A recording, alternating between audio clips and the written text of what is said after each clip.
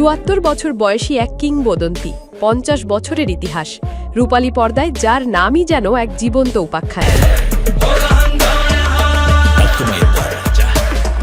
রজনীকান্ত এ শুধু একজন তারকার গল্প নয়, এটি একজন শ্রমজীবী সুপারস্টারের মহাকাব্য।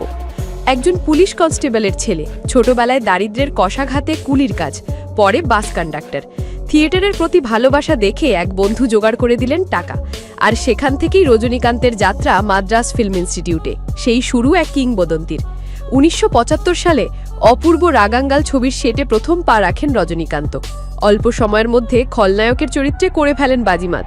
মুন্দ্রু মুড়িচু, পথিনারু বয়াথি নিলে এক একটি ছবি তাকে করে তোলে শিল্পের এক দুর্দান্ত শক্তি। সাধারণ হিরোদের চেয়ে ভিন্ন, গাঢ় গায়ের রং, রাস্তার স্টাইল আর এক আলাদা ব্যক্তিত্ব গড়ে তোলেন নিজেই। তামিল সিনেমায় রজনীকান্ত শুধু অভিনেতা নন, তিনি এক বিশ্বাস। সিনেমা হল হয়ে ওঠে মন্দির, আর দর্শক পরিণত হয় ভক্তে। তিনি হয়ে ওঠেন এমন এক নায়ক যিনি ভাষা, শ্রেণী, এমনকি ভৌগোলিক সীমারেখা অতিক্রম করে ফেলেন। একজন কন্ডাক্টরের থেকে দাদা সাহেব ফালকে ও পদ্মবিভূষণ জয়ী এই রূপকথার গল্পের নাম রজনীকান্ত, যিনি ১৭০টিরও বেশি সিনেমায় অভিনয় করে দেখিয়ে দিয়েছেন মহাতারকা হওয়ার জন্য গ্ল্যামার নয়, লাগে অদম্য লড়াই আর আত্মবিশ্বাস। আর এবার ৫০ বছরের সেলুলয়েড যাত্রা পূর্ণ করে তিনি ফিরেছেন এক নতুন রূপে, কুলি ছবিতে।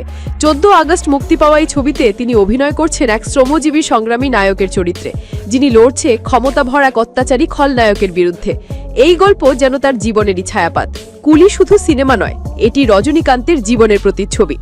রজনীকান্ত আমাদের দেখিয়েছেন, শূন্য থেকে শিখরে ওঠা মানে কেবল সাফল্যের গল্প নয়, এটি মানে মানুষের হৃদয় স্থায়ীভাবে জায়গা করে নেওয়া।